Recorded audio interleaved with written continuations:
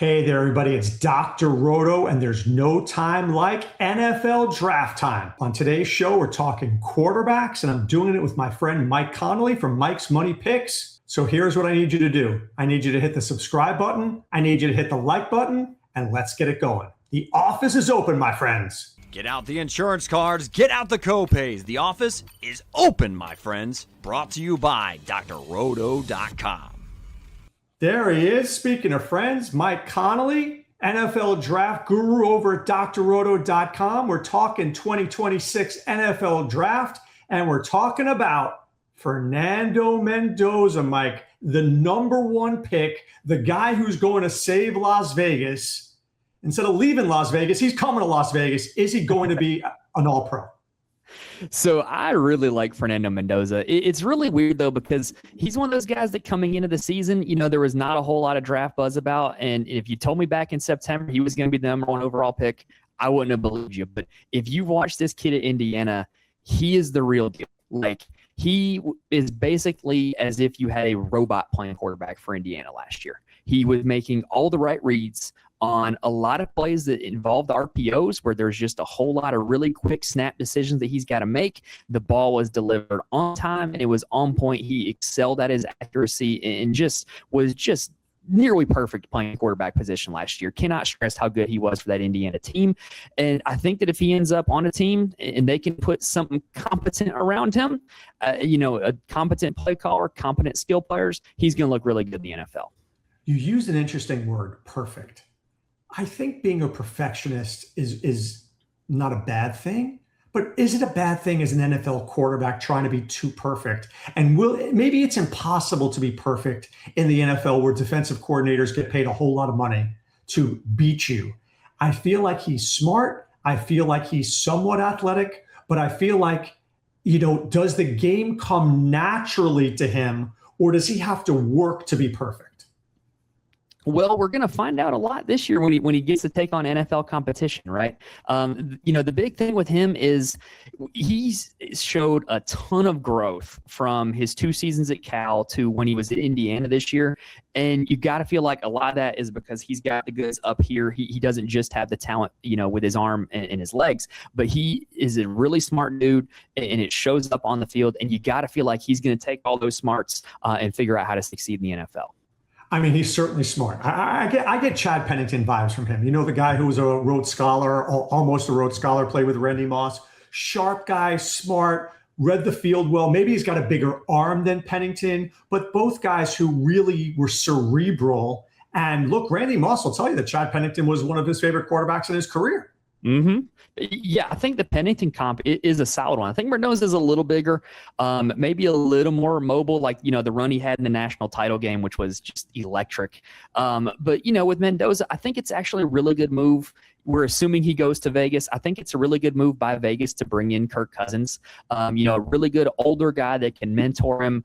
And, you don't have to play Mendoza in year one if you've got Kirk Cousins. And you can just let Mendoza with that big brain sit on the sidelines, soak it all in, and learn everything. And know that come 2027 or 2028, you're going to be ready to make your run, and he's going to be ready to lead you there.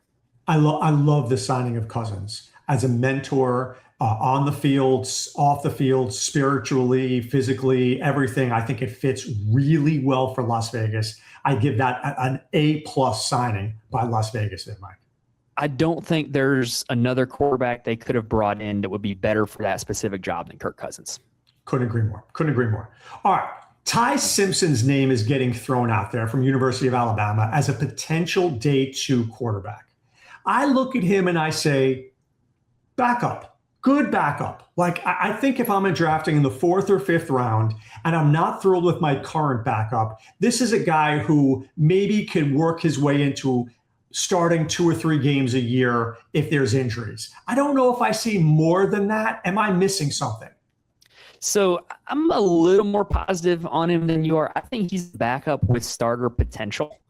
I think the word gets thrown around a lot, and a lot of people use it as a detractor. The term game manager gets thrown around a lot, and when people use that, they kind of use it as like a slight to the quarterback. I think it's actually a positive when talking about Ty Simpson. This was a guy, when you turn on some of the biggest games that Alabama played, on the road at Georgia, or when they played Oklahoma in the first round of the college he was just really hard to get off the field on third down for some of the best defenses in college football. He's not a great athlete, but he's making guys miss in the pocket. He doesn't have a cannon arm, but he's fitting the ball into tight windows, and he just made the plays that he had to make, to propel his team to victory in those games. And I kind of could see him doing the same thing in the NFL.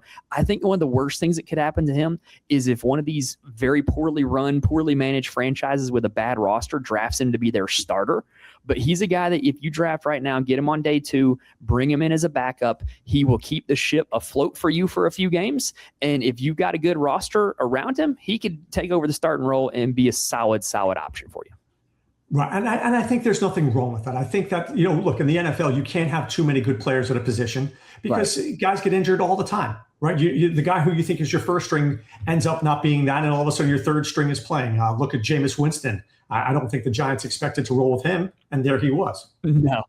Next man up philosophy is what every team's got to have at every position, and he's certainly a guy that somebody could get that could turn the tide in a few games if that starter gets hurt. Okay, there are guys in college that we have expectations, right? We see them as sophomores, and we think they're going to get better as juniors. We see them as juniors, but they're going to get better as seniors. But occasionally it works in the inverse. Garrett Nussmeier was on fire for LSU 2 years ago. Last year, he just looked like he was out of sync. Maybe the coaches didn't believe in him anymore. The receivers weren't there. Can Nussmeier figure it out in the NFL? So it's crazy with this draft. There are like multiple quarterbacks where their stock was at its highest in 2024. And the problem is it ain't 2024 anymore. It's 2026.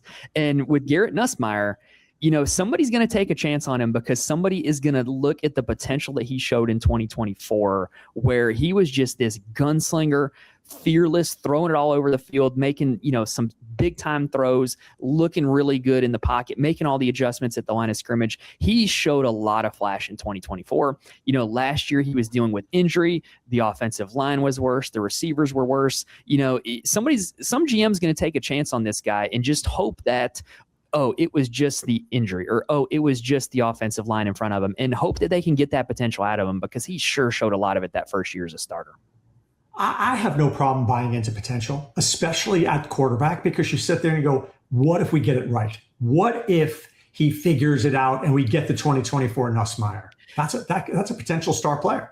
Well, and the best part of it is that, I've seen quarterbacks drafted off of potential when they never showed it in college. This guy at least did show it for a season where he looked really good, looked like he was going to be a first round pick. It's why everybody thought in the offseason this year was going to be a great quarterback draft, because it was going to have Arch Manning. It was going to have Nussmeier. It was going to have Cade Klubnik and Drew Allar. And now, nobody's excited about any of those players, and Arch Manning is back in college. Speaking of Drew Allar, you mentioned him from Penn State. Is the excitement still there? This guy reeks of day 3 for me. Feels like a 5th round pick. Somebody will take a shot, and the fantasy community will be like, ooh, Drew Allar, maybe this guy might be good. But he ends up being, Caleb Williams's third string there in Chicago. Not bad, but not great. Do you see more in him than I do? I think you hit the nail on the head. This is a guy that in his time at Penn State, he kind of always left you wanting a little bit more. Because he has all the physical tools. He can make all the throws. He can do all the things you would want a quarterback to do. This year, when Tyler Warren went to the NFL and he didn't kind of have that security blanket to throw to, it was a little rough at times. And the one thing I will say about him, though, is he does one thing really well that every team in the NFL will sign up for, and that's he takes care of the football. The dude doesn't turn the ball over. And so if you're drafting him to be a backup, you can have hope that, okay, this dude's going to go in and he's not going to lose us the game, right? No, that's a talent, by the way. Not losing is a talent in the NFL. All right, I got one more guy for you. I might like him, dare I say, number 2, Mike? There's a kid, Taylen Green, out of the University of Arkansas, who I think the comp to Jalen Milroe is unfair. This was a guy who threw for 300 yards in college. This is a guy who could run for 100 yards. I played college football DFS a ton, and I know you do too. This guy helped me cash quite often. Walk me through how he. I tell you, he can be better than Malik Willis if given time. That's how much I think I like this kid. So I am with you. I don't like the Milroe comp. I'm going to make a comp that This guy was a first-round pick, Anthony Richardson. Ooh, that's not a compliment. And the thing is like, if Taylen Green were born before Anthony Richardson, Taylen Green might be a first-round pick in this draft. But the fact that we saw Anthony Richardson in the league and probably thrown into the starting job too early, thrown in without a great system around him, we saw Anthony Richardson kind of come and go. That's going to hurt Taylen Green's stock, because I think that's the natural comp. Is this dude is big, this dude is fast, this dude is strong, this dude has an arm. And he went up against the best defenses in the SEC, and he made plays, he made things happen with his arm and his legs. He showed you enough of a highlight tape that somebody out there is going to be like, look, we can turn this guy into a really good quarterback. But the downside is there's going to be somebody in the room reminding him, well, yeah, somebody said that about Anthony Richardson, and look where he is now. But Richardson never really did it with his arm like this kid. This kid was throwing for 300 yards against SEC defenses. And Anthony Richardson, I give him Cam Newton comps because he was running the football more than he was throwing it. I do think he has a better arm than Anthony Richardson. When I watch them play, that's just the name that sticks out to me the most, is like, dang, this kid looks like Anthony Richardson. I do think Taylen Green has a better arm, better ability to throw the football, though. All right, before we end this, so Fernando Mendoza, first-round pick. Agreed? Agreed.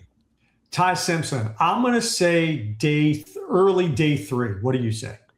I think late day 2. I think that it's going to be a good team that takes Ty Simpson. I don't think you're going to see one of the poverty franchises of the league take Ty Simpson. Oh, nice use of the word poverty there. Very current. Garrett Nussmeier, mid day 3. Early day 3. Somebody's going to think that they have something there. Allar, late day 3. Late day 3 will be lucky to be on an NFL roster after final cuts. Taylen Green, early day 3, like round 4. I think that's the perfect spot. If I was betting on it, I would say round 4 for Taylen Green. All right. I enjoyed this. I can't wait to do it again. What are we going to do next week? Next time, we'll do some running backs. It might be riskier than doing the quarterbacks, Mike. Oh, that's going to be fun, because this year's running back class is electric. This year's running back class? Uh-huh.